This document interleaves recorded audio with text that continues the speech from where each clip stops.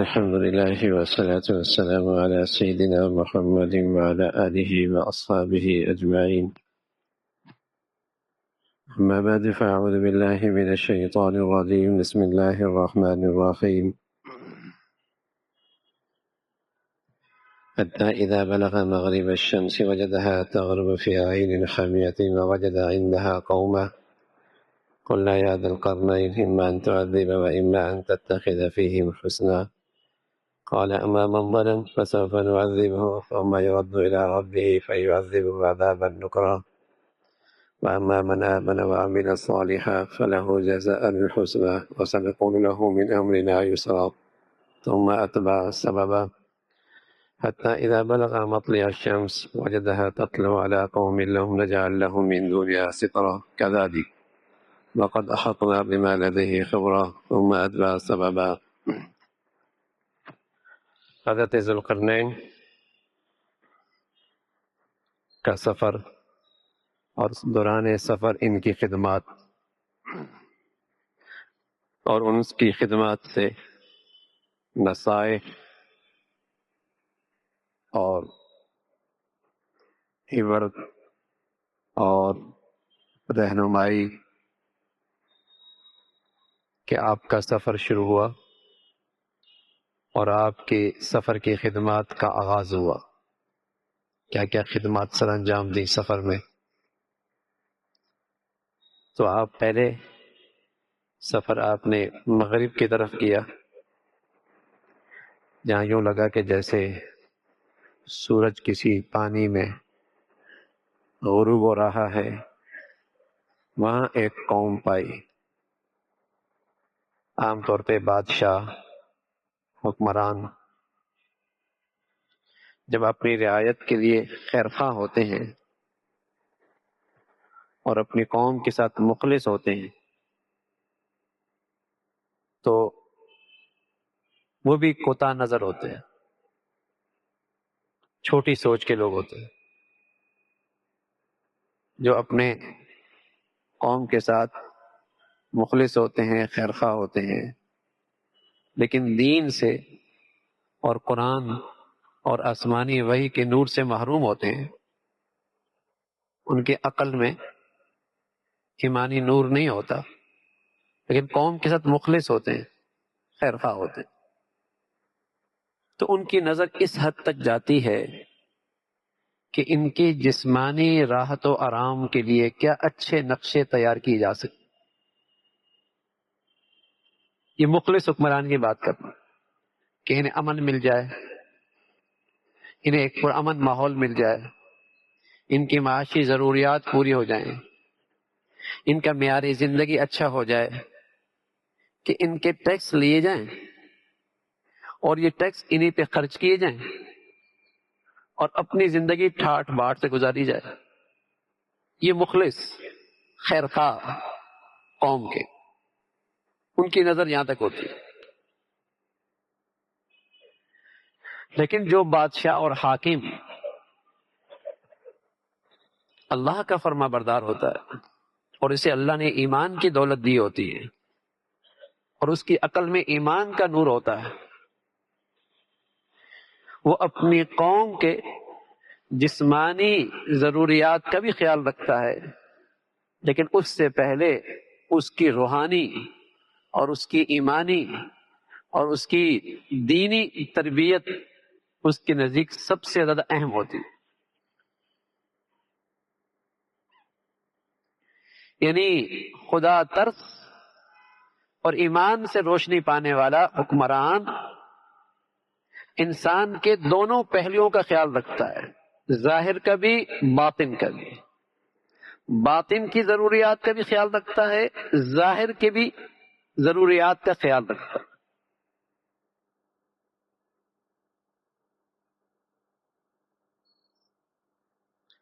اور انسانی سوسائٹی کی ترقی کا راز بھی اسی میں ہے. انسانی سوسائٹی کی ترقی کا راز بھی اسی میں ہے کہ اس معاشرے کا اخلاق بھی اچھے ہوں، باطن بھی اچھا ہو، اندر بھی ایمان ہو اور اس کے جسم کے لیے بھی اس سوسائٹی میں، اس معاشرے میں اچھی سہولیات اور پرامن ماحول میسر ہو. یہی انسانی ترقی ہے. لیکن آج ہمیں جس ترقی سے واسطہ پڑا ہے، وہ ترقی آج انسانیت کے لیے مصیبت بن گئی. اس لیے کہ اس ترقی میں توازن نہیں ہے. اس ترقی میں توازن نہیں ہے کہ آج کی اس ترقی میں جسم کے لیے تو سب کچھ ہے، اور روح اور ایمان اور اندر کے انسان کے لیے جہاں سے وہ سڑ رہا ہے، جیسے مچھلی سر کی طرف سے سڑتی ہے نا، انسان اندر کی طرف سے سڑتا ہے. اس سے عادتیں گندی ہو جاتی ہیں، اس کی حرص و ہوس بڑھ جاتی ہے. یہ ظلم اس کا مزاج بن جاتا ہے. اس کے اندر بھیڑیوں کی طرح جراثیم پیدا ہو جاتے ہیں، اندر سے سڑتا ہے. تو آج کی ترقی میں اس جسم کے لیے تو سب کچھ ہے، لیکن اندر کے انسان کے لیے کچھ نہیں ہے. تو جتنی یہ ترقی بڑھ رہی ہے، اتنا دنیا سے امن ختم ہو رہا ہے، سلامتی ختم ہو رہی ہے، سکون ختم ہو رہا ہے. جتنی ترقی بڑھ رہی ہے، اس لیے کہ اس ترقی میں توازن نہیں. جیسے کسی کا پیٹ بڑھ جائے لیکن صحت اچھی نہ ہو، بقیہ جسم کی صحت اچھی نہ ہو، پیٹ بڑھ رہا ہے تو بیماری ہے نا. ترقی تو ہوئی نا، ترقی تو ہوئی لیکن بیماری ہے. صحت تو خراب ہو رہی ہے، جسم بڑھ رہا ہے، پیٹ بڑھ رہا ہے. انسان کا مزاج تو بگڑ رہا ہے، اخلاق تو تباہ ہو رہے ہیں. اس کے بعد دولت بڑھ رہی ہے، اس کا معیار زندگی اچھا ہو رہا ہے، اس کے بعد وسائل بڑھ رہے ہیں. تو یہ سارے وسائل ترقی کے نقشے یہ تخریب کے لیے استعمال کرے گا نا، بگڑا ہوا انسان ہے. اور اگر یہی سب چیزیں کسی اچھے انسان کے ہاتھ میں آتی، وہ تعمیر کا کام لیتا. تو اسلام کی نظر میں ترقی یافتہ ملک یا سوسائٹی اور معاشرہ وہ ہوتا ہے جہاں اخلاق بھی ترقی کر رہا ہو، جس کا تعلق باطن سے، جس کا تعلق ایمان سے ہے، اور اس کے ظاہر کے لیے بھی اس کے جسم کے راحت و آرام کے نقشے بھی اس کی ضروریات پوری کر رہے ہوں، وہ ترقی یافتہ ہو. تو جو ایمان کی روشنی سے خالی حکمران ہوتا ہے، اگرچہ وہ قوم کا خیر خواہ ہے، ہمدرد ہے کہ ٹیکس لیتا ہے اور انہی پہ خرچ کرتا ہے، لیکن چونکہ اس کی عقل میں ایمان کا نور نہیں ہے، وہ قوم کے اخلاق پہ توجہ نہیں دیتا، اس کی تربیت پہ توجہ نہیں دیتا، اس کے اچھے انسان بنانے کی اسی فکر نہیں ہوتی. تو چیزیں معاشرے میں بہت اچھی ہوتی ہیں، لیکن معاشرے میں بھیڑ بکریاں ہوتی ہیں.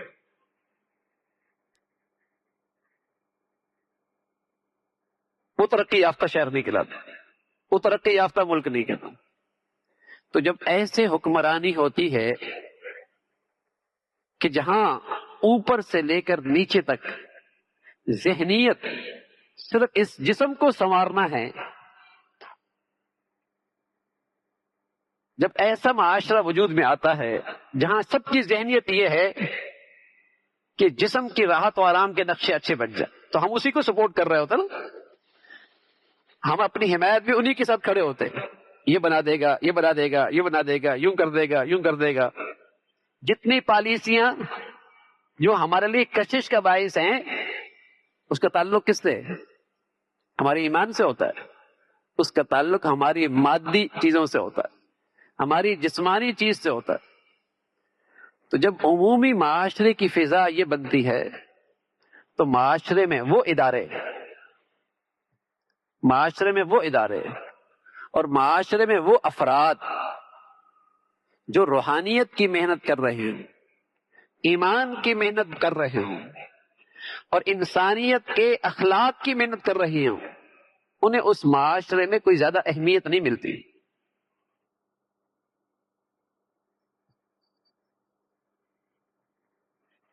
لوگ ان کے ساتھ معاون نہیں بنتے، دستے بازوں نہیں بنتے، ان کے ساتھ وسائل خرچ نہیں کرتے، ہاں ان پہ وسائل خرچ کر رہے ہوتے ہیں، ان اداروں کے ساتھ کھڑے ہوتے ہیں جو معاشرے میں انسانی جسم کی ضرورت پوری کر رہے ہوتے ہیں،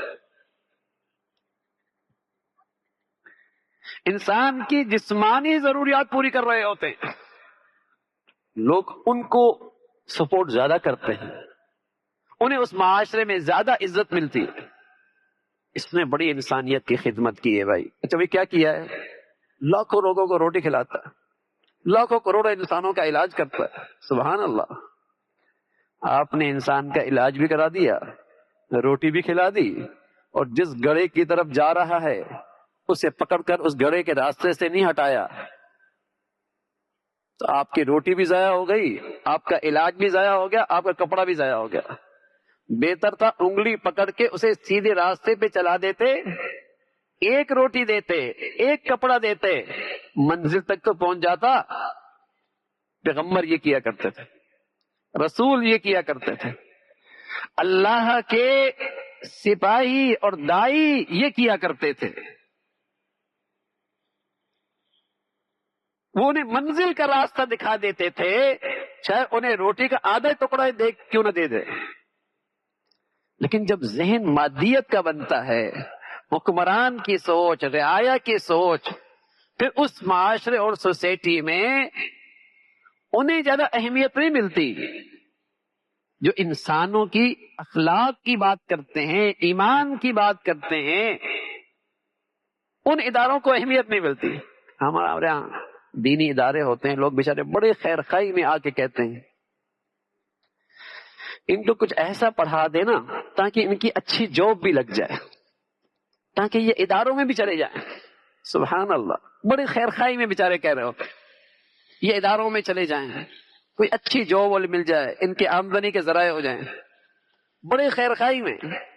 ان بیچاروں کی ذہنی سطح ہی اتنی ہے، انہیں یہ بھی نہیں پتا کسی کا ایمان بچانا بھی تو کام ہے، کسی کے اخلاق سنوارنا بھی تو کام ہے۔ دیہاتوں میں، جنگلوں میں بیٹھ کر مسجدوں میں جو لوگوں کا ایمان کی حفاظت کر رہے ہیں، یہ بھی تو خدمت ہے۔ لیکن جب مادی ذہن بنتا ہے تو اس قسم کی محنت کی اس معاشرے میں زیادہ قبولیت نہیں ہوتی،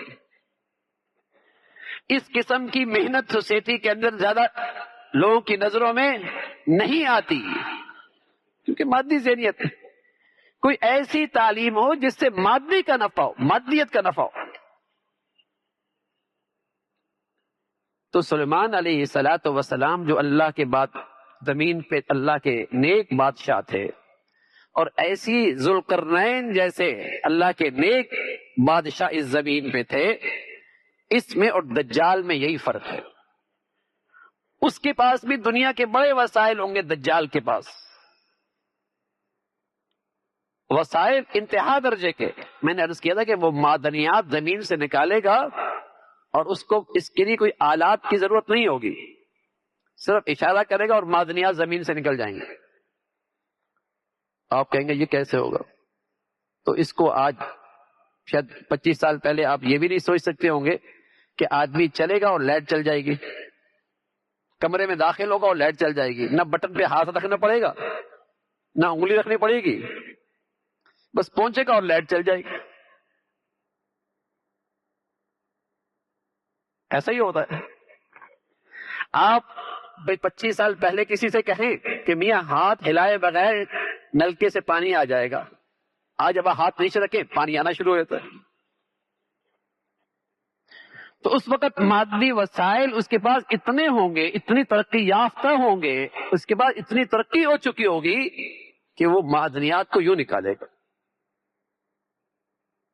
تو معدنی وسائل اس کے لیے بھی بڑے مسخر ہوں گے، لیکن اس میں اور ان میں فرق یہ ہے کہ وہ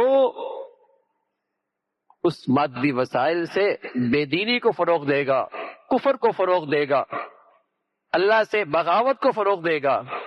اور یہ جو بادشاہ ہیں اللہ والے، یہ لوگوں کو اللہ کے قریب کرنے والے ہیں، لوگوں کے اخلاق سنوارنے والے ہیں، لوگوں کی سب سے بڑی ضرورت اخلاقی تربیت وہ کرنے والے ہیں، اور ساتھ ساتھ ان کی دنیاوی مدد بھی کرنے والے ہیں، دنیاوی ضروریات کا بھی خیال رکھنے والے ہیں۔ یہ بنیادی فرق ہے۔ تو یہ آپ کو ذوالقرنین کے اس سفر سے اور اس کی خدمات سے اندازہ ہوگا کہ جو اللہ والا بادشاہ ہوتا ہے اس کی عقل میں جو نور ہوتا ہے وہ اپنی